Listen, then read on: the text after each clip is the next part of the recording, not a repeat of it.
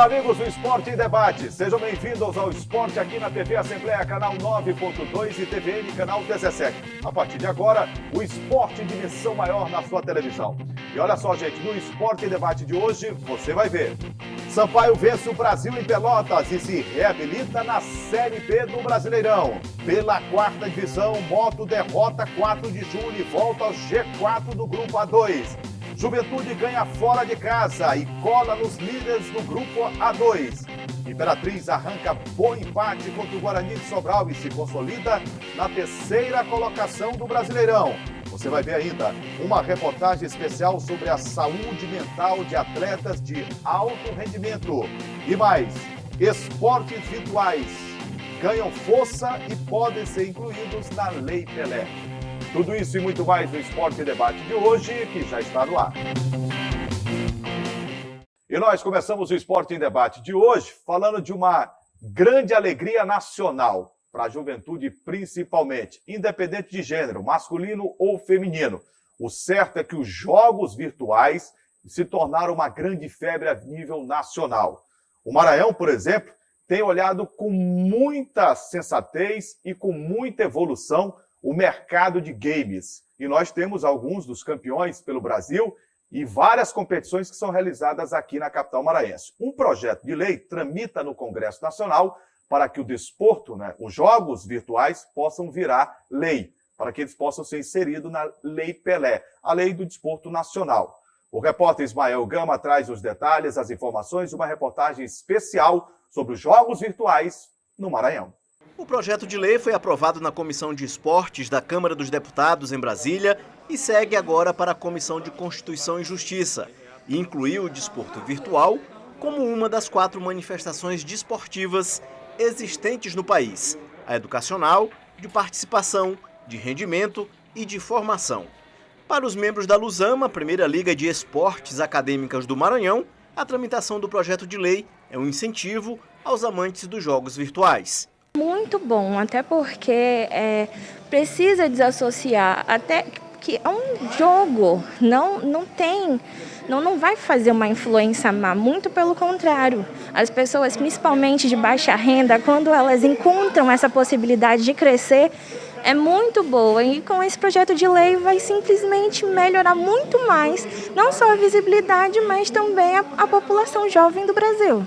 As partidas são jogadas de forma online através de computadores. E cada jogador tem uma identidade que não tem nada a ver com o nome de registro. A Camila, por exemplo, é conhecida como Sweet Montilla. Vinícius Diniz, conhecido como Vinícius Death. O Thiago como Thiago Balão e o Jordan Moraes como Yorudan. Muitas vezes isso representa carinho, Que nós colocamos o apelido justamente para termos uma alcunha, Algo para ser chamado dentro da Lesama.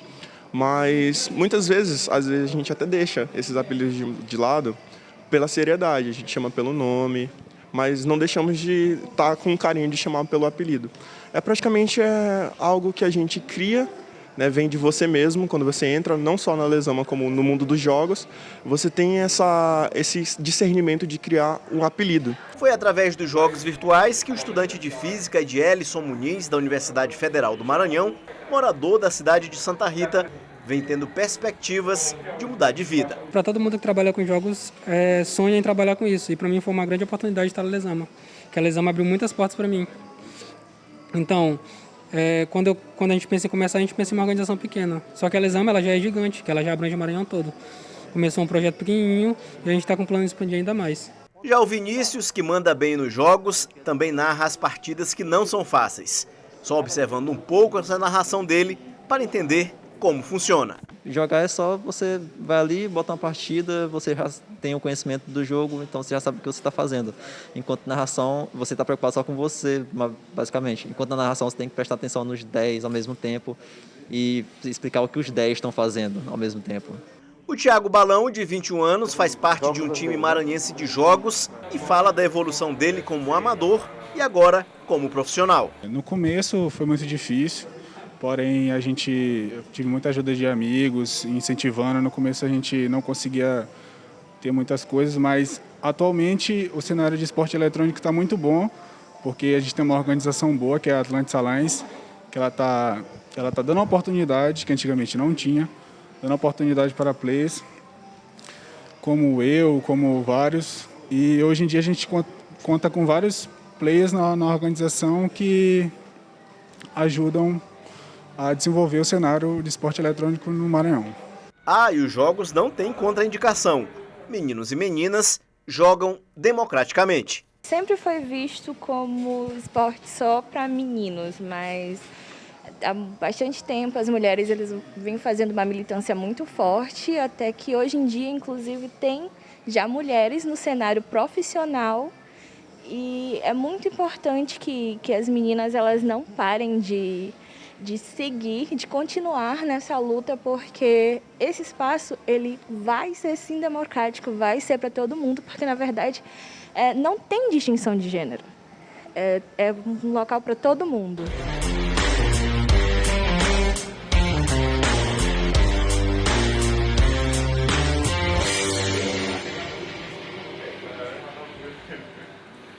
É uma grande tendência e uma realidade, a gente já pode dizer, os jogos virtuais do estado do Maranhão. Vou conversar mais com o Gregório Dantas, meu amigo, meu parceiro. Tudo bem, Greg? Valeu, Jurinho. Tamo junto. Tudo tranquilo? Tudo, gente. Mas hoje a gente combinou, inclusive... Rapaz, é mesmo, né? Tá entendendo? É afinado, né? É figurino afinado com o programa, não é? Exatamente. Ô Greg, jogos virtuais. Eu disse ainda há pouco que é uma tendência e uma realidade. Tendência de crescimento e realidade do que está acontecendo hoje no estado do Maranhão. Nós temos grandes competições nacionais que começam a ser disputadas aqui e atletas também de jogos virtuais que são destaques a nível nacional. Sim, são. Inclusive o repórter Ismael Gama conversou com a galera, né, da Liga de Esportes Virtuais da Universidade Federal do Maranhão. Você pode acompanhar na reportagem, né? A gente sabe que é uma tendência que cresce muito, não só aqui no Maranhão, mas no Brasil todo, no mundo todo. E uma coisa interessante, Juraci, é uma das coisas dos esportes mais rentáveis e que pagam mais no planeta Terra, os esportes virtuais. E é tão estruturado que eles têm, inclusive hoje, um trabalho com técnicos. Sim. Eles têm a questão financeira, alguns atletas pagos e bem pagos. Muito bem pagos. As competições geralmente são competições superavitárias. Todas são superavitárias. São superavitárias. Isso. E a gente ainda tem uma situação hoje que é muito em decorrente da pandemia. Houve um aumento significativo, porque as pessoas tiveram que ficar mais em casa, em virtude do distanciamento físico. Sim. E por isso, uma grande saída, inclusive, para a mente das pessoas, dos mais jovens, foi ocupar o tempo disputando competições online, né? Exatamente. Você foi bem, Julinho. Falando da pandemia, a pandemia infelizmente teve seus problemas que ainda estão perdurando dentro da nossa sociedade, mas também para os esportes virtuais teve esse fator de crescimento. Foi um boom, né? Cresceu demais os esportes virtuais no Brasil e no mundo depois da pandemia da Covid-19. Falando especificamente, Julinho, sobre como essa lei, esse projeto de lei pode virar lei e incluir os esportes virtuais dentro da Lei Pelé, porque a gente sabe que os esportes têm as suas funcionalidades, né? As suas características que eles precisam ter para ser considerados esportes. Antes é preciso dizer que lá atrás, quando a Lei Pelé homenageia o rei do futebol, Pelé. Rei Pelé. Inclusive, ele estava no exercício das funções de ministro do esporte, no governo de Fernando Henrique Cardoso. Exato. E a lei não previa o surgimento tecnológico de uma modalidade esportiva que é uma grande coqueluche hoje. Exato, e é uma atualização da Lei Pelé. Por isso que a gente está destacando isso aqui, a importância dessa lei ser aprovada. Ela está tramitando no Congresso Nacional, acredito que será aprovada, como o pessoal que conversou com o Ismael disse, será muito benéfica para todo mundo que está acompanhando, porque fica aquele negócio assim, meio que na informalidade, mas transformando o desporto virtual em esporte. Transformando não, né? Considerando, né? Considerando-se assim o desporto virtual em esporte, tem um plus ainda maior. O que isso melhora? Claro, na alocação de recursos das pastas, inclusive, Ministério do Esporte, de lei de incentivo ao esporte, Secretaria de Esportes Estaduais, Secretaria de Esportes Municipais, e emendas parlamentares também, estaduais, federais, que podem ser destinadas para uma modalidade. Se você não reconhece aquela modalidade, não pode. Ela não tem vida jurídica. Isso. E aí você não pode abrir uma federação, você não pode constituir um clube. Não pode receber emenda, como tu falou, não pode ser incluso na lei de incentivo ao esporte, né? Mas agora vai poder, né? Eu acho que está tramitando no Congresso, deve ser votado o mais rápido possível. E é necessário, ainda mais no contexto, né? A gente sabe que o mundo evolui, que toda a sociedade evoluiu e chegou nesse ponto de que é esporte. Tem até uma propaganda da ESPN que tinha esporte virtual. É esporte, não é esporte, é esporte, não é esporte. Agora está sendo esporte já. Com certeza. Depois do intervalo, um assunto que ainda rende as maiores discussões no mundo: a saúde mental dos atletas de alto rendimento. Daqui a pouco a gente volta para falar desse tema que ganhou notoriedade e muita polêmica a nível mundial depois que a atleta Simone Biles desistiu de uma das modalidades onde ela mais domina e mais títulos tem conquistado na carreira. Segura aí que daqui a pouco a gente volta.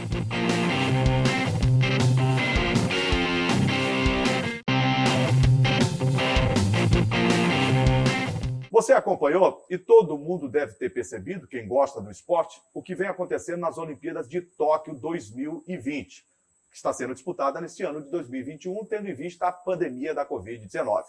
Uma das maiores atletas do século na modalidade de ginástica, Simone Biles, americana, ela desistiu de disputar uma modalidade dentro da ginástica. Não é que ela desistiu de todas as modalidades.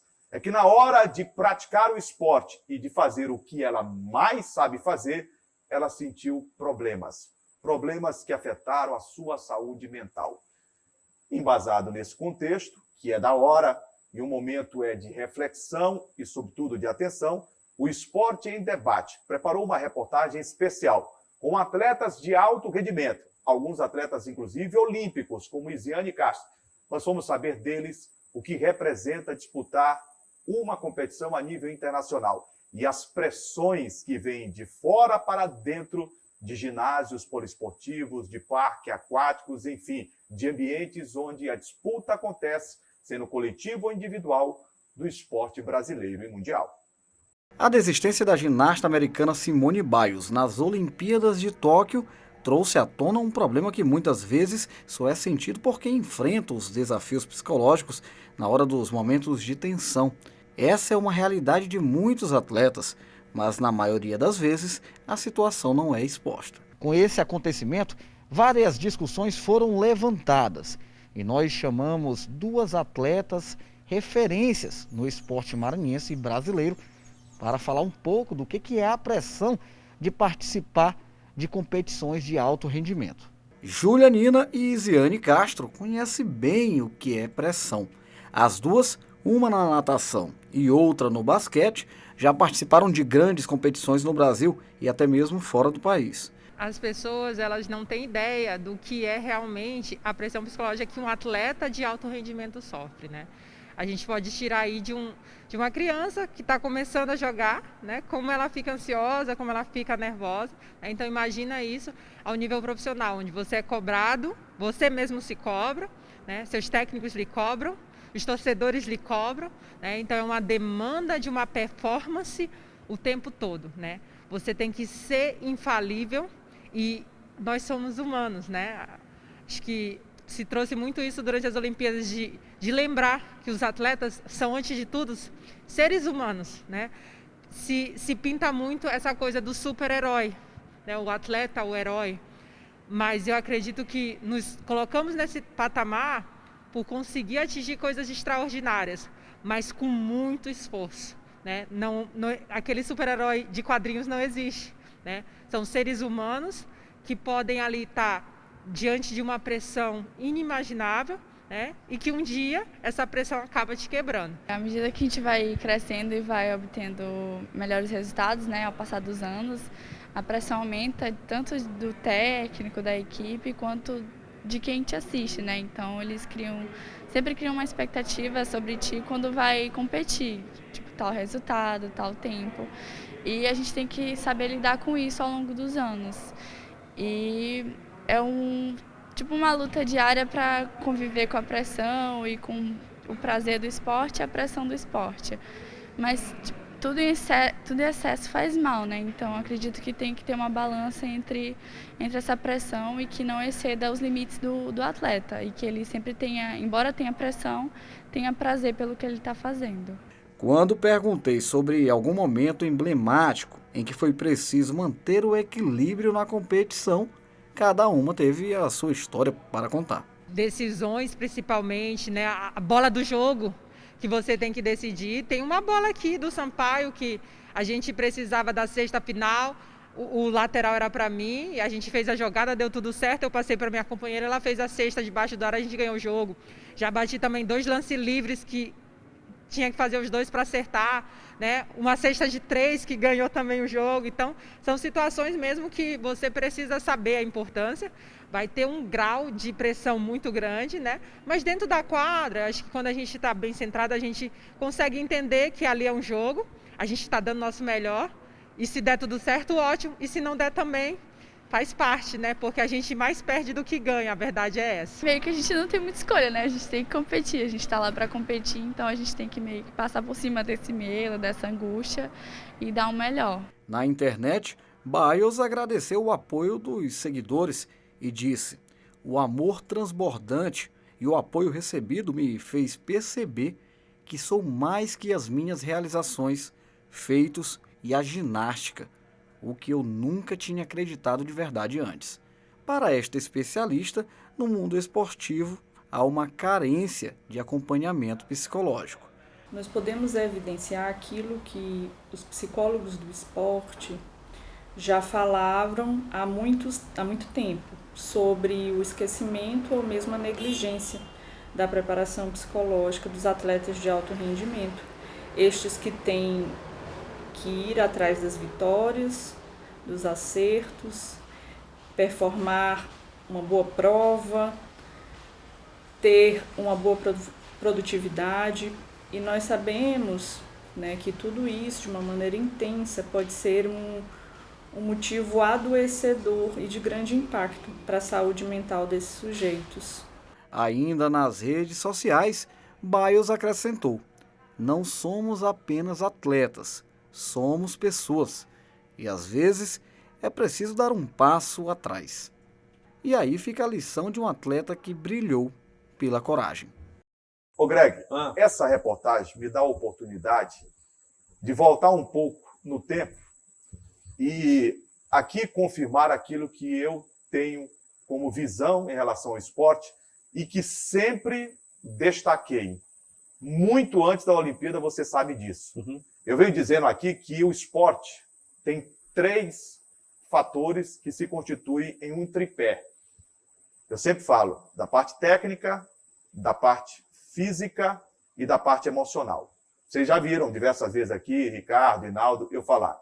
Às vezes você está bem tecnicamente, sobrando. Fisicamente você está mal, mas emocionalmente você está com a autoestima lá em cima. Você supera a parte técnica e física. Exato. Às vezes você está mal tecnicamente, mas fisicamente você está no esplendor da forma. E aí você está bem emocionalmente, você consegue superar também a parte técnica. Consegue. E às vezes você está mal fisicamente, mal tecnicamente, mas você está com um nível de autoestima tão lá em cima, emocionalmente equilibrado, confiante. Você consegue mesmo assim produzir bem. Consegue. E eu tenho dito aqui, o mais importante não é a parte técnica, não é a parte física para um profissional. O mais importante é o emocional. Sim. Às vezes você pode estar com todas as informações aqui para levar até o telespectador. Se você tiver um problema emocional, você nem consegue falar olhando para a câmera. Não consegue mesmo. Não consegue. Não consegue. E a Simone Biles tem traduzido o que é a pressão de disputar competições de alto rendimento como as Olimpíadas de Tóquio. Sim. O que ela sentiu foi o que a Daiane dos Santos sentiu alguns anos atrás, quando ela havia sido campeã mundial, um mês antes de disputar as Olimpíadas. E ela, na primeira apresentação, com os holofotes do mundo inteiro voltado para ela, transmissão ao vivo em rede nacional, para todo o Brasil e o mundo, ela caiu. Sim. E nem medalha conquistou.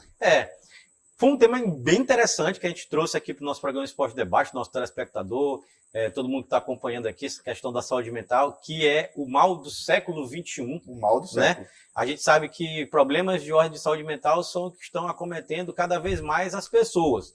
Problema de depressão, crise de ansiedade, e assim como tantos e tantos outros. A gente também sabe que nesse momento de pandemia da Covid-19, todos esses problemas foram agravados. A gente sabe que quem tinha piorou e quem não tinha, de certa forma, adquiriu algum problema de saúde mental, problema psicológico.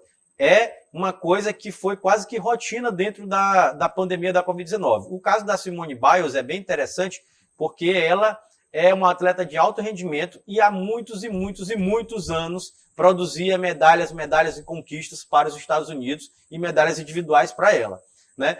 E chegou ao ponto de, dentro da Olimpíada de Tóquio 2020, claro, acumulando todo esse cenário de Covid-19, de rotina de treinos, de importantíssimos que aconteceu, o adiamento das Olimpíadas, que isso foi decisivo em muitos problemas que esses atletas tiveram, porque eles estavam preparados para aquele instante. E você que é atleta de alto rendimento, como a Isiane falou, como a Julianina falou, você se prepara, se condiciona, monta o calendário de treinos, de rotina, de alimentação, tudo para acontecer naquela época. Inclusive, na primeira semana eu vou treinar tal coisa, na outra tal coisa. Vou comer tal coisa, vou me alimentar de tal coisa. Vai mudando a alimentação e a rotina de treinos. E eles tiveram todos essa quebra. A Simone sentiu demais, é normal, psicologicamente ficou abalada, é normal também. O que aconteceu?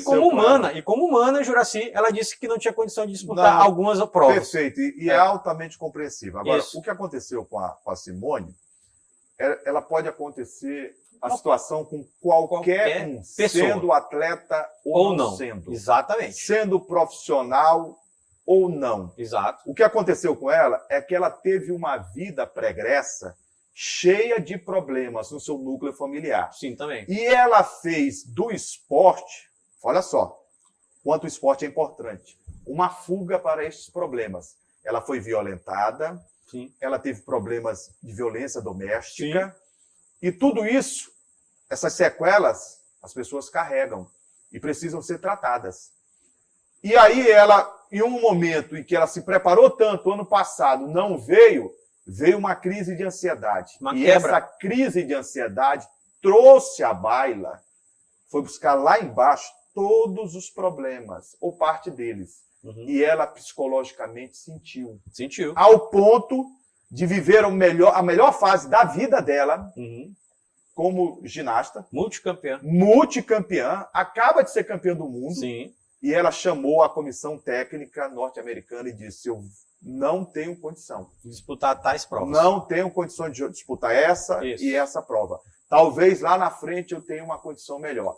Ela vem sendo tratada, uhum, ela está sendo assistida, sim, não só pelo Comitê Olímpico Internacional, mas principalmente pelos médicos da delegação, por toda a comissão, né, da área de saúde norte-americana, sim, que estão tratando ela com todo o carinho do mundo, não para ela disputar a competição, quem vai dizer é a mente dela e o corpo dela. É ela que vai dizer.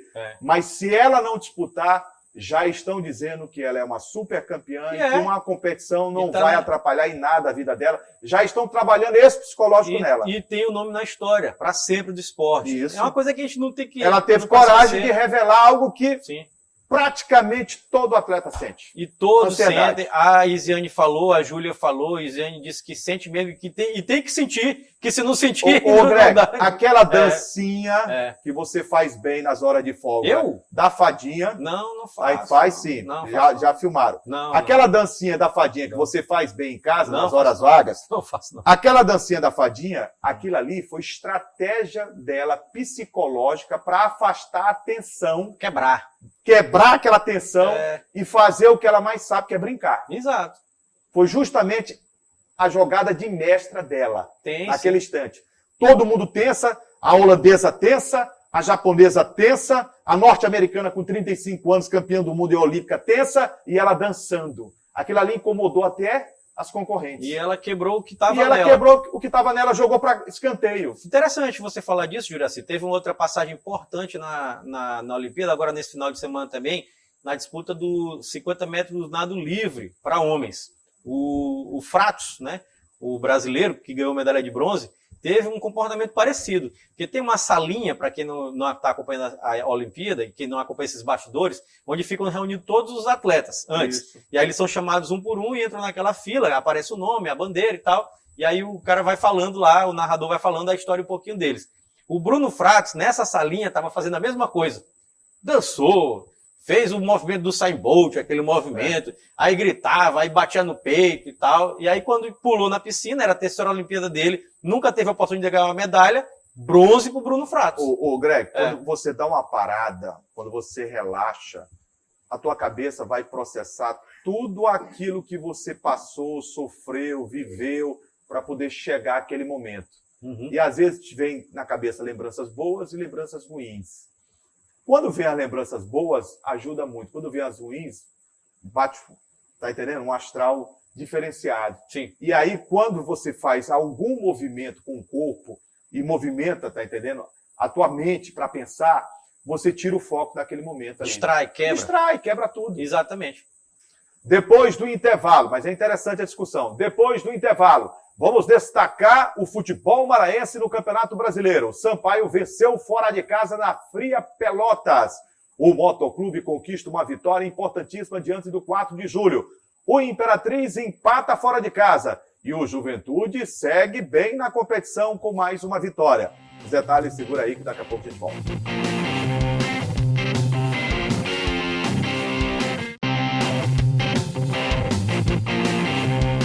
De volta com o Campeonato Brasileiro da Série D. No Estádio Municipal Nilzio Santos, o Motoclube enfrentou o líder do Grupo A2 da Série D, o 4 de julho de Piripiri. O Papão do Norte fez a sua melhor exibição na Série D do Campeonato Brasileiro diante de um adversário tão difícil que vinha de goleadas em sequência dentro da competição. E venceu pelo placar de 1-0. O gol do Moto foi uma pintura, arte plástica no Estádio Municipal Nilzio Santos. Aos 26 minutos da etapa complementar, falta pela meia direita, sofrida por Wallace Lima. Ted Love, ex-jogador do 4 de julho. Ele colocou a bola no lugar certo, olhou para o gol, fixou o olhar no ângulo e soltou a perna esquerda para fuzilar a meta inimiga aos 26 minutos do segundo tempo, marcando um golaço no Estádio Municipal Nilzio Santos. Ted Love marcou um love com a torcida do Motoclube de São Luís. Vitória do Papão, 1-0, mas que pintura de gol. Engraçado, Greg. Sem nenhuma comparação. O quê? Eu vi na televisão o Jogo do Brasil e a reclamação era: no Brasil não tem mais cobrador de falta. Da o futebol brasileiro não tem mais cobrador de falta. Aí a gente vai para o jogo do Moto e vê o Ted Love fazer uma cobrança perfeita de falta. Perfeita. De perna esquerda, que é mais plástica, é mais bonito. Golaço. Perfeito, perna esquerda. Eu não queria nem falar isso, senão eu estava curioso para ver se eu falava ou não. Rapaz, foi só Natanael sair, Jurinho. O Moto ganhou. Não, mas ele não saiu, ele estava lá no Nilzio Santos. Não, mas saiu. Ele ainda está assinando, mas não saiu não. Só ele anunciar a saída. Pode ser assim? Pode sim. Pode? Pode. Deu certo, né? O Moto ganhou da equipe. Mas antes de sair, ele contratou 4 jogadores. Sim. Regularizou os 4 sexta-feira. André Penalva, e esses jogadores foram para campo. Sim. O Danúbio salvou um gol em cima da linha do Pica-Pau. Pica-Pau? Do 4 de julho. Foi, eu sei. Tá entendendo? Danúbio. O André Penalva foi um jogador em porta-pena que já vai embora. Não, calma, rapaz. Já a gente fala disso. Já a gente fala disso. André Penalva salvou. O Lucas Huck entrou no meio campo, só aguentou um tempo. A gente já esperava isso. Mas ele entrou conhecendo a posição. Olha, deu moral o meio campo do Moto, viu? O que é importante assim lembrar, assim, lei do ex funcionou novamente, Funcionou, né? A lei do ex. Sem o Ted Love, na minha opinião, o segundo melhor jogador do Moto nessa campanha de Série D, vamos dizer assim. Só perde do Márcio Diogo. Márcio Diogo, infelizmente, não pôde jogar, mas volta.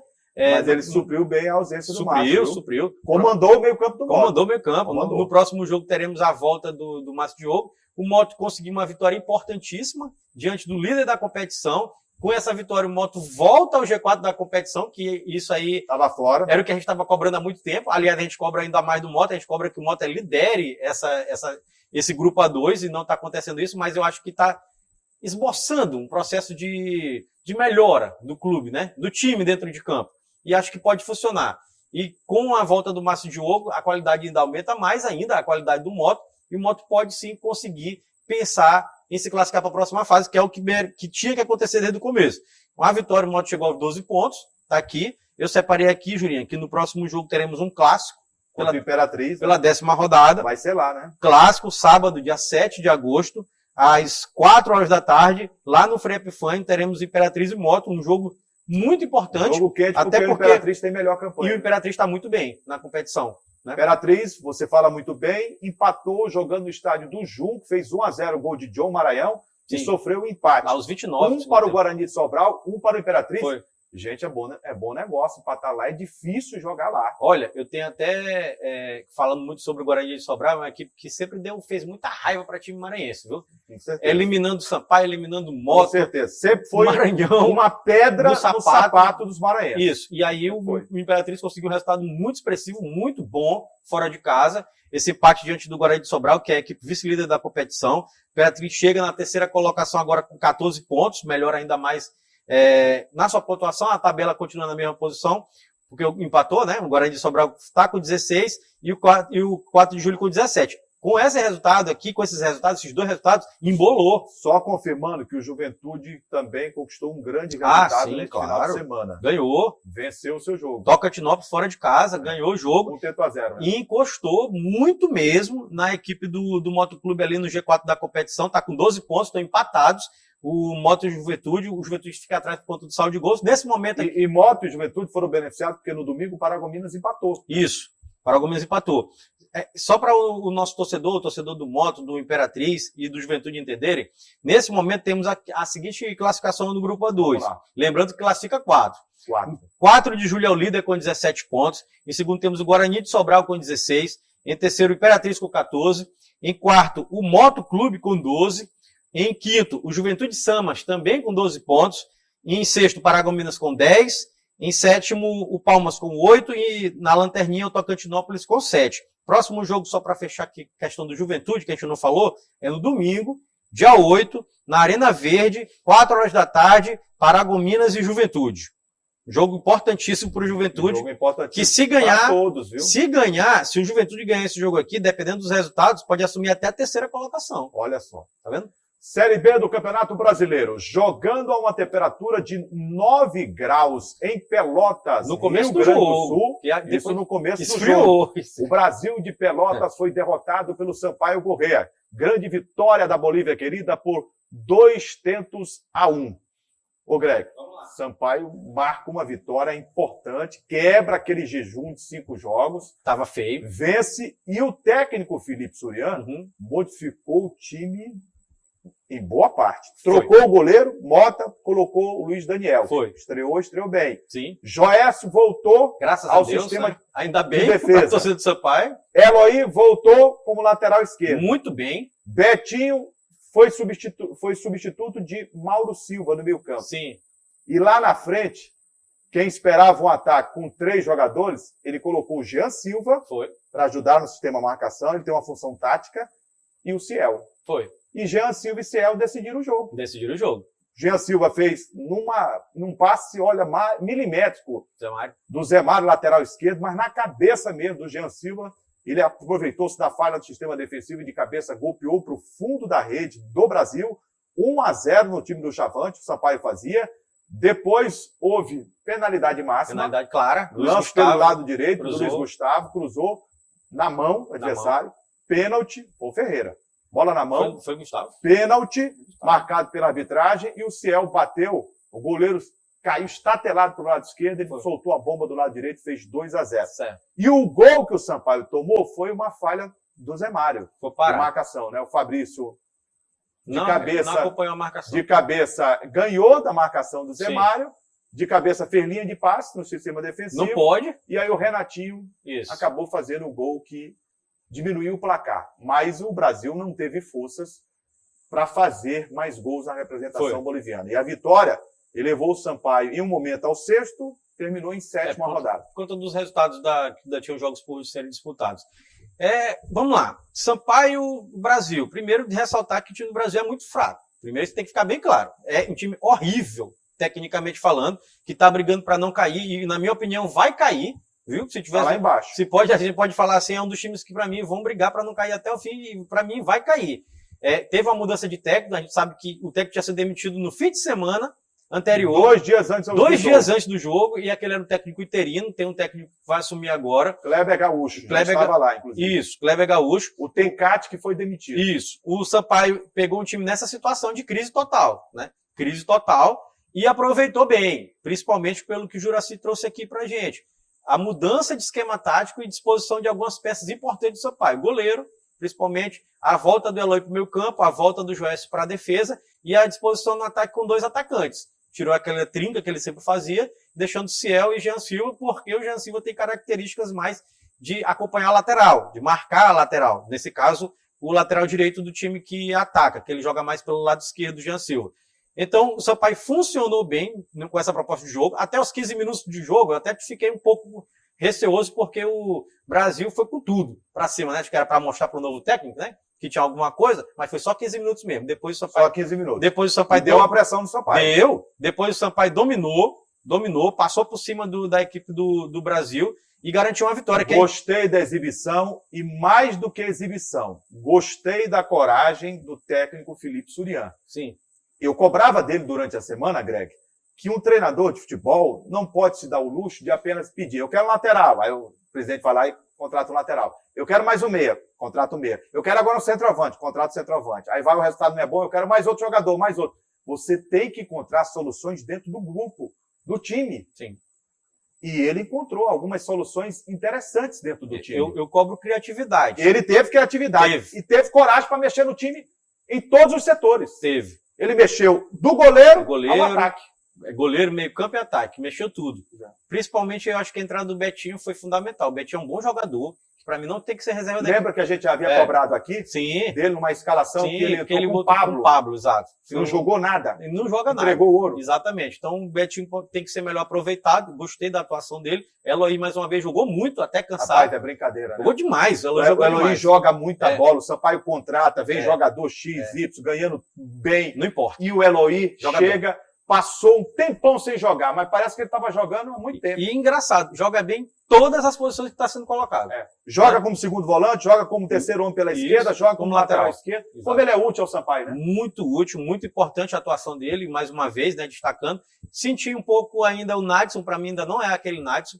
Para mim está um pouco abaixo. Mas ele fez uma composição de meio campo boa. Fez, mas não foi o Nadson definidor, não, porque... o Nadson finalizador. Exato, porque o Nadson que veio jogar no Sampaio, que acho que o Sampaio, a pessoa que estava contratando ele, era o Nadson que chutava de fora da área. Em 2015. Isso, tem 6 anos. É quase nada, né? 6 anos você fazia o quê? Há 6 anos atrás? Nada. Fazia, rapaz, que isso, rapaz. Não é assim. Ó, o Nadson pra mim tá um pouco abaixo ainda, viu, Júlio? Como é que o cara se entrega? Não, fazia. Ó, o Nadson tá um pouco baixo ainda. Mas né? Vai crescer de produção. Tomara que cresça. Com o Eloy fica mais fácil. Vou falar baixinho aqui. Fala. Com o Eloy, nós dois jogamos naquele meio campo. Do Sampaio? Porque ele marca. E o passe do Eloy é redondinho. Não é só marca. Marca, passe, protege a bola bem. Vai tomar a bola de Eloy. E com a direita e com a esquerda ele se movimenta. Isso. Lança, ainda faz gol de cabeça. É um jogador importantíssimo. É um jogador importantíssimo, fundamental. Só para encerrar aqui o assunto Sampaio. Vai me falar do próximo compromisso, que é boca quente, viu? Já. Mas eu queria só dizer assim, esse resultado foi muito importante, que o Sampaio vem de 5 jogos sem vencer, 3 derrotas e 2 empates. Tinha muita gente aí já começando a questionar o Felipe Surian depois do fico dele. Greg, é normal, né? Claro que é. Normal. Não o treinador de Sampaio, o técnico do Moto ficou chateado porque a imprensa cobrou, disse que a imprensa desrespeitou. Desrespeitou o quê? A imprensa tem que cobrar. Técnico do Moto, do Sampaio, técnico de time grande. Tem que ser cobrado. Técnico de time grande tem que ser cobrado. Um técnico cobrado e aguentar pressão. Isso quer dizer, pressão. Tem que saber que vai ser cobrado. Não pode negócio de não admitir, não. Você... E técnico só gosta de elogio? E você, quando está à frente de clube, como o Julinho falou assim, dessa envergadura, você não é só cobrado pela imprensa, não. A torcida vai cobrar. A gente só cobra que a torcida cobre dentro de campo. Não vai negócio de cobrar em vestiário, em saída de jogo, não. Nada de violência. Mas dentro de campo, pode cobrar, pode ser. Ô, Greg, para falar aqui, próximo jogo do Sampaio Corrêa, próximo jogo do Sampaio, está aqui confirmado, Juraci, 16ª rodada. Teremos no sábado, dia 7, 9h30 da noite, lá em Goiânia, Vila Nova de Goiás e Sampaio Corrêa. Esse jogo é 21h30. 21h30. 21h30. 9h30 da noite. O Vila Nova, você sabe, na rodada que o Sampaio ganhou de 2-1, ele ganhou de 4-1 do Guarani lá em Campinas. O Vila Nova está atrás do Sampaio na tabela, mas vem de 2 vitórias boas. Isso, né? Fora adversário perigoso. Isso, contra adversários bons. Assim, nesse momento, só para o torcedor entender aqui, o torcedor do Sampaio, na tabela tá assim, ó. O Náutico é o líder com 30 pontos, o Curitiba está com 28 pontos em segundo, ganhou do Náutico, inclusive, um jogo loucura, menos 4 graus, Juraci, em Curitiba. Pro cara que veio lá de Recife, foi a primeira derrota do Náutico no temporada, não tinha como ganhar. Vai pegar menos 4 graus, sai de Recife, que está com 35, vai pegar menos 4, perdeu o Náutico. Aí o Goiás está em terceiro com 3 pontos, com 26 pontos, o Avaí em quarto com 26 pontos também, o CRB em quinto com 25, o Brusque tem 23 em sexto e o Sampaio também tem 23 na 7ª colocação. É essa a realidade. Verdade. Olha, gente, muito obrigado pelo carinho da sua audiência. Fique sempre com a gente às segundas-feiras, 8 da noite, aqui na TV Assembleia, canal 9.2, TVN, canal 17. No Facebook você acompanha também nas redes sociais o nosso programa. Ô, Greg, reprise, terça-feira, 2 horários, né? 7h30 da manhã e 2h30 da tarde. Os canais de interação para que o público possa participar, sugerir reportagens. Pois é, o telespectador pode acompanhar nosso programa através dos nossos canais de interação. Primeiro é o nosso site, que é o al.ma.leg.br/TV. Tem também o telefone da nossa redação, que é o 3269-3028. E o nosso WhatsApp, que está passando aqui embaixo da sua tela. Muito obrigado pelo carinho da audiência. Nossa equipe, Ricardo, Hinaldo, né? Bispo lá em cima, Bispo lá em cima, Frank, Thiago, Frank, Kemuel e só, né? Hoje acho que lá é. É porque o Gleidson, ele veio, mas saiu. Então, passeou. Mas tá faltando, né? Ele veio, só veio passear aí. Então não vale o alô pra ele, não. Então um abraço, gente. Até a próxima. Tchau, galera. Tchau. Valeu.